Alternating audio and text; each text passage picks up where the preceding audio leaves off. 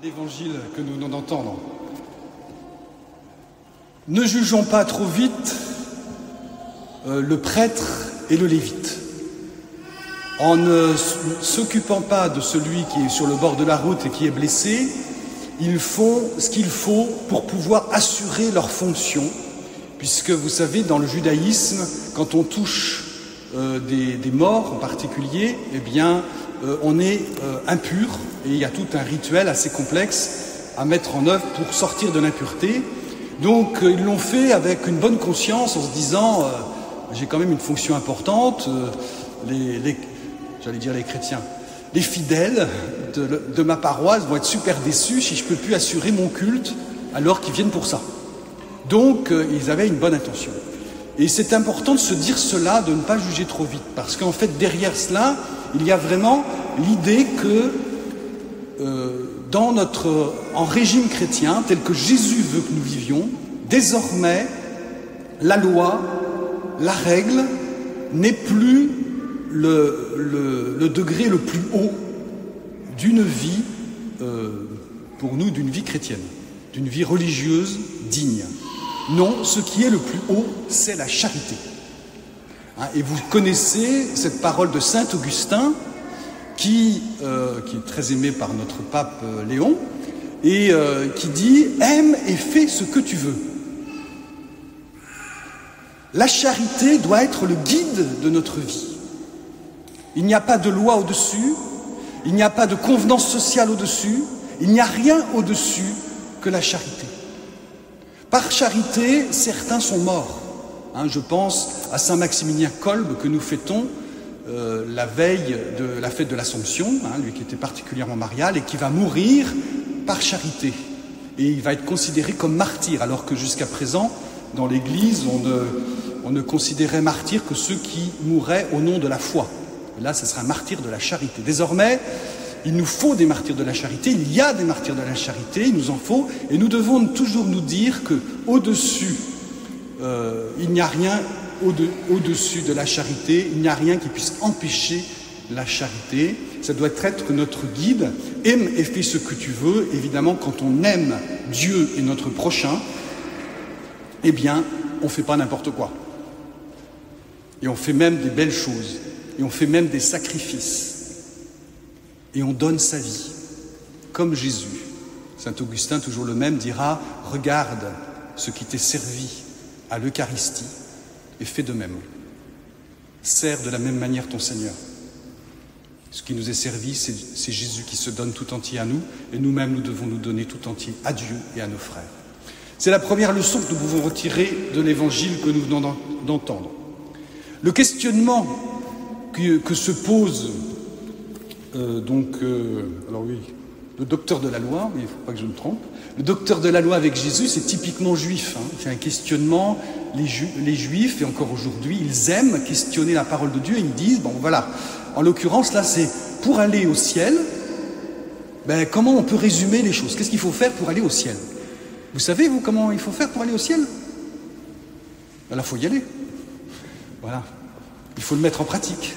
Pour aller au ciel, qu'est-ce qu'il faut faire? Eh bien, il nous est expliqué, nous connaissons par cœur la réponse. C'est l'amour de Dieu et l'amour du prochain, à la mise en pratique de la foi, chrétienne et juive qui tient les deux, l'amour de Dieu et l'amour du prochain.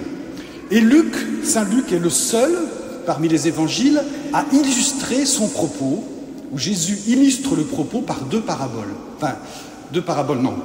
Une parabole et un événement. La parabole, nous venons de l'entendre, aujourd'hui, ce qu'on appelle le bon samaritain, qu'on connaît par cœur, presque. Il n'y a que Luc qui la raconte. Et puis ensuite, et on entendra ça dimanche prochain, donc je vous réserve la deuxième partie, même si c'est pas moi qui vous ferai, mais l'évangile, vous l'entendrez. Dimanche prochain, nous entendrons la deuxième partie, qui est l'épisode de Marthe et Marie, qui écoutent Jésus et Marthe qui... je ne vous raconte pas l'histoire, ce sera l'effet de surprise. Voilà. Et donc aujourd'hui, nous est illustré, alors qui est mon prochain? Qui est mon prochain? Et ce que Jésus nous dit, c'est quelque chose de surprenant, c'est qu'en fait mon prochain, c'est celui dont je me fais le prochain. C'est ce qui est dit à la fin de la parabole. C'est moi qui décide de me faire le prochain de mon frère. Mon prochain, c'est tout le monde, en théorie, mais c'est à moi de décider, c'est à moi de faire, avoir l'initiative d'être le prochain de mon frère.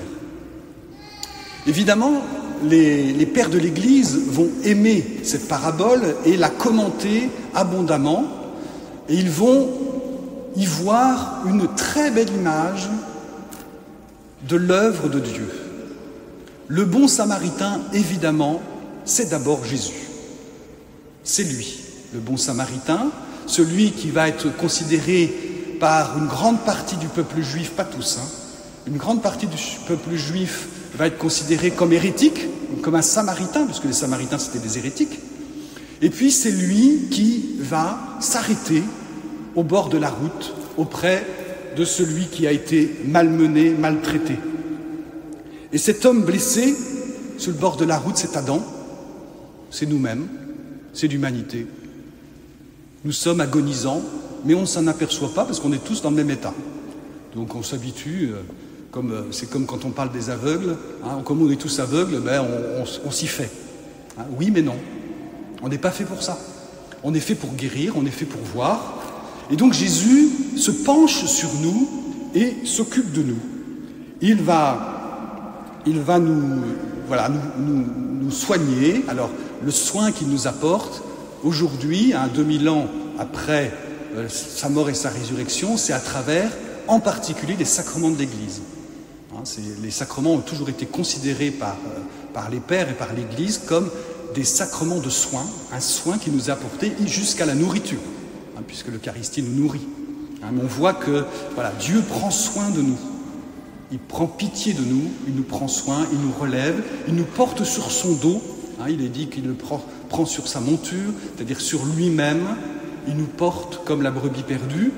Il nous porte aussi comme celui qui porte sa croix. C'est la croix de Jésus que nous sommes. Nous sommes la croix. Nous sommes sa croix, il nous porte. Voilà, Jésus va s'occuper de nous et il nous invite nous-mêmes, puisque c'est la leçon de cette parabole, il nous invite nous-mêmes à faire de même. Prenons l'exemple de Jésus. Jésus, c'est l'exemple du bon samaritain. Prenons l'exemple pour, à notre tour, faire la même chose dans notre vie vis-à-vis de ceux que nous croisons, qui peuvent être notre prochain. Là encore, comme je vous le disais, c'est à nous de choisir, à nous de décider. Nous sommes invités à être comme Jésus, à soulager les souffrances de nos contemporains, de ceux qui souffrent, y compris de ceux qui ne nous intéressent pas, y compris des oubliés, ceux dont les prêtres et les lévites passent à côté, pour des bonnes consciences, en bonne conscience. Avec le pape François, cet évangile sonnait avec beaucoup de force, puisqu'il nous invitait tout le temps à aller vers ceux dont on n'avait pas envie, mais ça reste toujours d'actualité, même avec le pape Léon. Voilà. Et donc ensuite Jésus, il va confier à l'auberge cet homme blessé, cette humanité blessée, cet homme blessé, il va confier à l'auberge, et cette auberge, eh bien, évidemment, c'est l'Église. Nous ne faisons pas du bien tout seuls. Nous ne sommes pas invités à faire du bien tout seuls ou à sauver notre âme tout seul. On a beaucoup parlé à une époque de sauver son âme, après on n'en parlait plus, on ne parlait plus de sauver son âme, on considérait qu'on irait tous au paradis, et maintenant on dit, non, c'est pas tout à fait vrai, il faut quand même sauver son âme. Mais on n'est pas tout seul. On doit sauver son âme, certes, mais avec nos frères en Église. Il nous faut redécouvrir le mystère de l'Église, malmenée, mal aimée. Beaucoup disent oui, je crois en Jésus, mais pas en son Église. On comprend, parce qu'il y a tellement de contre-témoignages. Et pourtant, la communauté chrétienne, l'Église, est d'une nécessité. Et on voit ici, dans cette parabole, Jésus confie à son Église, il donne tout ce qu'il faut, il donne ces deux pièces. Les pères vont s'interroger, qu'est-ce que ça veut dire ces deux pièces? Alors, on peut y voir de multiples interprétations. En tout cas, Jésus donne tout ce qu'il faut, il dit, et puis je te rembourserai tout ce que tu auras dépensé en surplus. Donc il donne tout ce qu'il faut pour que l'Église puisse assurer la mission de soins. De soins, en premier, soin des âmes évidemment, emmener les gens au ciel, en premier donner de l'espérance, en premier donner la foi, en premier développer la charité. Voilà. Eh bien nous c'est de la même chose, nous sommes invités à être des bons samaritains, comme Jésus, à être d'autres Christ, des alters Christi, et à agir au nom de Jésus, l'emmener dans la communauté chrétienne, emmener nos frères et sœurs blessés dans la communauté chrétienne pour qu'ils soient soignés au sein de la communauté, au sein de l'Église. C'est ce que l'on vit de plus en plus dans nos régions désormais, avec les conversions que nous voyons. Alors bizarrement, les bons samaritains, on ne sait pas où c'est parce qu'on est surpris de voir comment les convertis se convertissent. Ils croisent des chrétiens, ça c'est sûr, mais beaucoup de chrétiens sont pratiquement invisibles pour eux. Comme je l'ai déjà dit d'autres fois, souvent des convertis, quand ils se convertissent, ils disent dans leur lieu professionnel, voilà, mais je vais demander le baptême, je vais être baptisé à Pâques. Et là, d'un seul coup, il y a des chrétiens qui se lèvent dans leur lieu professionnel. Ah, moi aussi, je suis chrétien, moi aussi. Mais avant, et pourtant, notre mission n'est-elle pas aussi d'être des chrétiens en tout lieu, y compris dans nos milieux professionnels? C'est une petite illustration, on pourrait multiplier. Toujours est-il que on voit que les convertis, eh bien, les bons samaritains qu'ils croisent, c'est pas ce qu'on pense. C'est toujours un peu surprenant. Leur cheminement est toujours surprenant.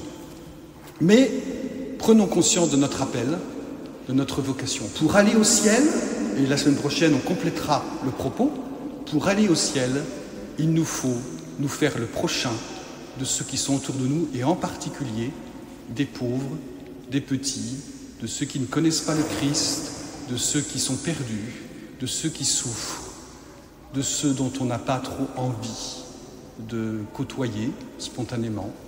Voilà, il nous faut être ces prochains-là et demandons au Seigneur qu'il nous aide et que nous puissions l'imiter, lui ressembler. Amen.